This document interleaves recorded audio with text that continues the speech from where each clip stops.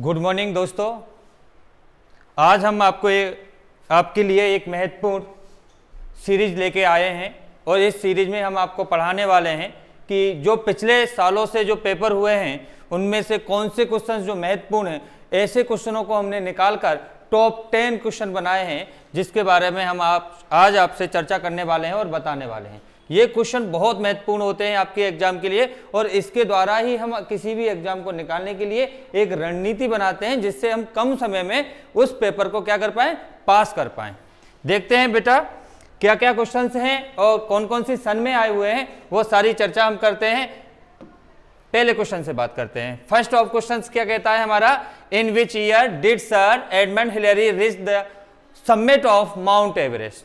यानी कि जो एडमंड हिलेरी है हमारी, वो किस ईयर में माउंट एवरेस्ट पे चढ़ाई की थी, ये देखते हैं। और सबसे पहले मैं आपको बता देता हूं कि जो एडमंड हिलेरी है, पहला देखिए, ये जो एडमंड हिलेरी ये किस सन में माउंट एवरेस्ट पर इसने चढ़ाई की, तो इसका जो आंसर है 1953। कौन सा आंसर है? 1953। और ये माउंट एवरेस्ट क्या है बेटा? माउंट एवरेस्ट एक पर्वत है और इस पर सबसे पहले एडमंड हिलेरी इस पर चढ़ी थी, उसके बारे में बताया गया है। और ये जो क्वेश्चन है वो 2019 में पूछा गया है। ये जो क्वेश्चन है वो कब पूछा गया बेटा? 2019 में पूछा गया है आपसे, और इसलिए ये बहुत इंपॉर्टेंट क्वेश्चन हो जाता है आपको पढ़ने के लिए, और आपको पढ़ना भी चाहिए इस क्वेश्चन को। चलिए दूसरा देखते हैं बेटा हम। What is the name of the longest dam in India. Bharat में सबसे लंबा डैम कौन सा है, इसके बारे में चर्चा करते हैं। तो सबसे पहले मैं आपको बता देता हूं, यहां पर 4 ऑप्शन है। ए टेहरी डैम, बी सरदार सरोवर, और सी हीराकुंड डैम, और 4th नंबर का है अलकनंदा डैम। यह भी 2019 में पूछा गया है। देख लेते हैं इसमें कौन सा इसका आंसर सही होगा। सबसे पहले मैं आपको बता देता हूं, हीराकुंड सबसे बड़ा डैम है, यह सतलज नदी पे बना गया है। दूसरा है सरदार सरोवर डैम, यह गुजरात में है। दूसरा है अलामाटी डैम, और फर्स्ट ऑप्शन है टेहरी डैम, और यही इसका राइट आंसर है। राइट आंसर क्या होगा इसका? टेहरी डैम। चलिए अगला क्वेश्चन देखते हैं। What is the vehicle of God Indira. पहले मैं आपको बता देता हूं इंद्रा कौन है। इंद्रा किसी व्यक्ति का नाम नहीं है। यहां पर भगवान इंद्र की बात हो रही है जो वर्षा करते हैं। वर्षा करने वाले भगवान का जो व्हीकल होता है, हर किसी का व्हीकल होता है, ऐसे ही पहले भगवान के भी व्हीकल हुआ करते थे। और मैं आपको बता देता हूं वो व्हीकल कौन सा है जिस पर इंद्र सवार होकर चलते थे या घूमने जाते थे, तो वो है ऐरावत। कौन सा व्हीकल है? ऐरावत व्हीकल है। ऐरावत किसका नाम है मैं आपको यह भी बता देता हूं। ऐरावत एक हाथी का नाम है। आपने महाभारत की कथा सुनी होगी, तो उसमें हाथी क्या करता है, जब एक हथिया आठे करके एक पूजा होती है सनातन धर्म में, जब वो पूजा होती है तो उस समय क्या था कि कुंती ने कहा था कि भैया हमें हाथी चाहिए, तो अर्जुन इंद्र से जीतकर ऐरावत हाथी लेके आए थे पूजन करने के लिए। वही ऐरावत हाथी है, और इसका जो सवारी है वो इंद्रदेव करते हैं, भगवान इंद्र। अब आगे देखते हैं गरुड़ किसकी सवारी है। फिर भैया गरुड़ भी तो है किसी की, तो गरुड़ मतलब विष्णु भगवान। गरुड़ किसकी सवारी है? विष्णु। जैसे इस बार ये क्वेश्चन पूछा गया है, अगली बार हो सकता है गरुड़ पूछ लिया जाए आपसे, तो उसके लिए भी आपको ध्यान रखना है। ये किसका है? गरुड़ विष्णु भगवान का है। कौन से भगवान सवार करते हैं गरुड़ पर? विष्णु भगवान। और नंदी को आप अच्छे से जानते हो, हमारे भोले बाबा सवार होते हैं उस पर। और आउल का आप पता है मां लक्ष्मी देवी, जिससे पूरा संसार चलता है। धन है तो सब कुछ चलेगा। चलिए आगे देखते हैं। यह भी 2019 में पूछा जा चुका है ये क्वेश्चन। आगे देखते हैं 4th नंबर का। Plants that grow in solid water are called. देखिए यहां पर सीधी सीधी बात आ रही है। ऐसे प्लांट जो सॉलिड वाटर का मतलब होता है जो मिट्टी होती है वो स्टोर करती है पानी को, उनमें उगाई जाती है, उनको सॉलिड वाटर्स बोलते हैं, आर कॉल्ड। और मैं आपको बता दूं कौन सा होता है इसमें, तो इसका जो राइट आंसर है ए।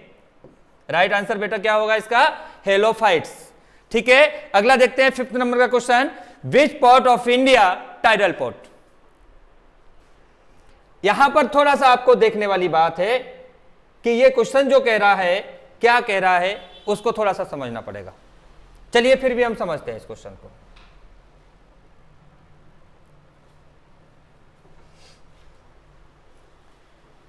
विच पोर्ट इंडिया टाइडल, देखिए टाइडल का मतलब होता है जहां पर वेव का जो प्रभाव होता है, समुद्र में क्या होता है, वेव चलती रहती है और उसका जो फ्लो है वो ज्यादा कम होता रहता है। तो वहां पर जब सबसे ज्यादा वेव, यानी कि ऊंची ऊंची वेव्स आती हैं बिल्डिंगों जैसी ऊंची, कभी समुद्र के किनारे आप लोग गए होंगे तो आपने फील किया होगा, वहां समुद्र से हम दूर खड़े होकर देखते हैं कि बहुत सारा पानी एक साथ आता है और बहुत ऊंचा जाता है और फिर नीचे से गिर जाता है, उसको बोलते हैं टाइडल वेव।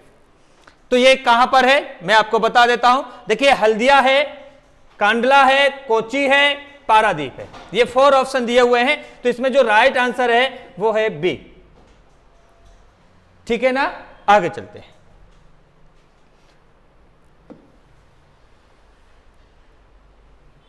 अब आते हैं अगले क्वेश्चन की तरफ।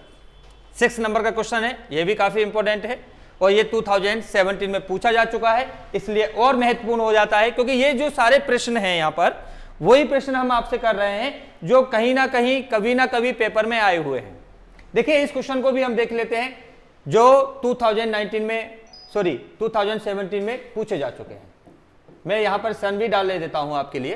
देखिए where is the headquarter of UNESCO, UNESCO का हेडक्वार्टर कहां पर है? तो इसका जो राइट आंसर है वो है पेरिस। कौन सा है? पेरिस है। अब इसमें किसी ना किसी का तो हेडक्वार्टर कहीं ना कहीं तो है। पहला देखते हैं जिनेवा किसका है? डब्ल्यूटीओ का है, डब्ल्यूटीओ का जिनेवा है। न्यूयॉर्क किसका है भैया? और रोम, रोम है नाटो सेना का, जो नाटो सेना है उसका भी रोम में है। अब न्यूयॉर्क की बात कर रहे हैं तो आप बच्चों बताएंगे कोई कि न्यूयॉर्क किसका है हेडक्वार्टर? जल्दी से बताइए। न्यूयॉर्क किसी का तो होगा, ये फिल्म सिटी है ना हॉलीवुड, उसका हेडक्वार्टर कहां है? न्यूयॉर्क सिटी तो है ही। चलिए आगे चलते हैं। Reserve bank of India was nationalised in the year, यह भी क्वेश्चन 2017 का है। काफी अच्छा महत्वपूर्ण क्वेश्चन है, कभी भी पूछा जा सकता है क्योंकि आपको अभी तक जितने भी बच्चे हैं वो एक चीज को तो रट लेते हैं कि रिजर्व बैंक की स्थापना कब हुई, लेकिन इस चीज को कोई नहीं रट पाता कि इसको नेशनलाइज कब किया गया था। क्योंकि ये जो बैंक बनी थी वो 1935 में बन गई थी। जो आरबीआई है हमारी वो 1935 में बन गई थी, लेकिन ये स्थापना की गई थी वो अंग्रेजों के द्वारा थी, नॉट इंडियन। अंग्रेजों के द्वारा चलाई जा रही थी क्योंकि 1935 में तो हम आजाद ही नहीं हुए थे। आजाद कब हुए थे? 1947, तभी से तो हम चलाएंगे, उससे पहले तो नहीं चला सकते ना।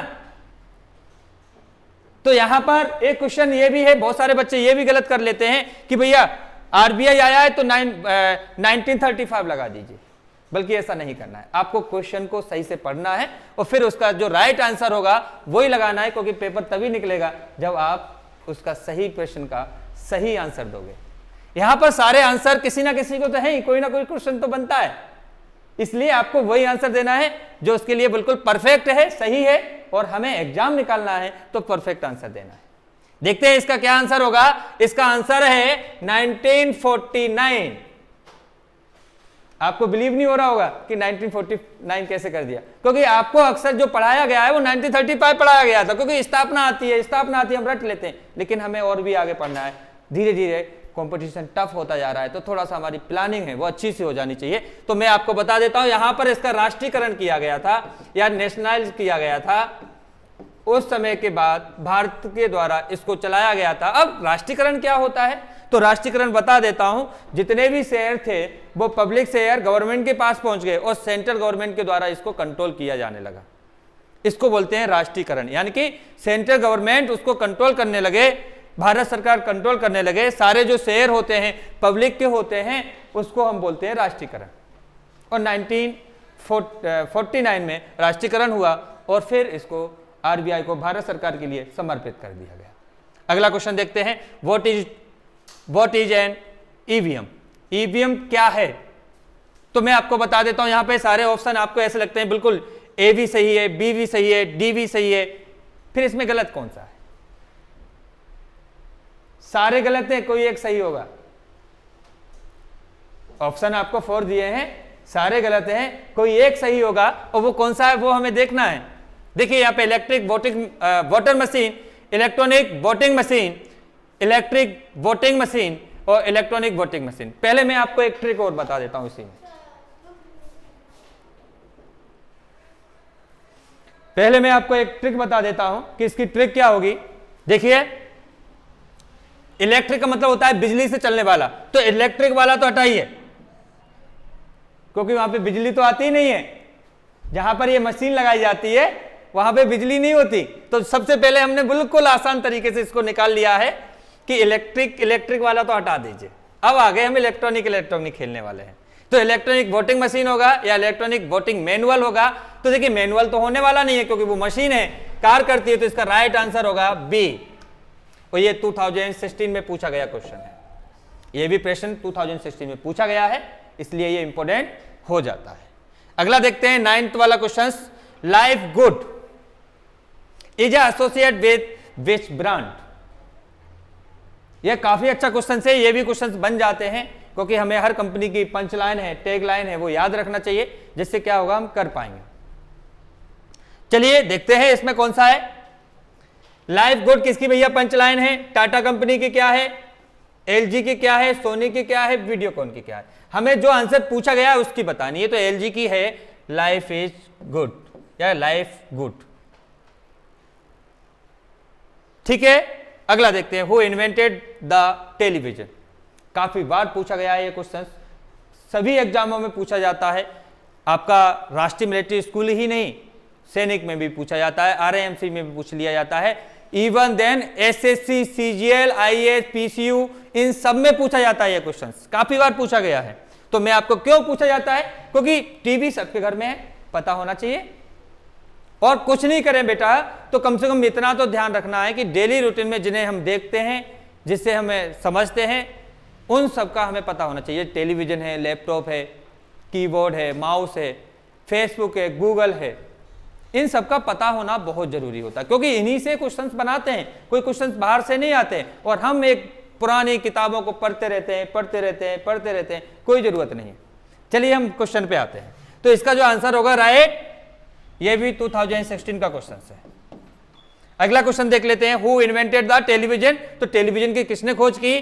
तो JL बेयर्ड। इसका आंसर क्या है? सी। अब इनका भी किसी ना किसी ने करी है, इन्होंने भी कुछ ना कुछ बनाया है, ठीक है। बेंजामिन फ्रैंकलिन की बात करें तो फंगस की खोज की थी इन्होंने। अगर मैं वाटरमैन की बात करूं तो फाउंटेन पेन की इन्होंने खोज की थी। तो इस तरीके से तमाम किसी ना किसी ने खोज की है, लेकिन मैंने आपको टॉप 10 क्वेश्चंस बता दिए हैं। ये काफी महत्वपूर्ण है, इसलिए तैयारी करते रहें। हमने एक सीरीज बनाई हुई है जो रोज सुबह 10 बजे अपलोड कर दी जाएगी, जीके सीरीज फर्स्ट। इसमें हर दिन आपको 10-10 प्रश्न दिए जाएंगे। धन्यवाद, डटे रहिए, लगे रहिए।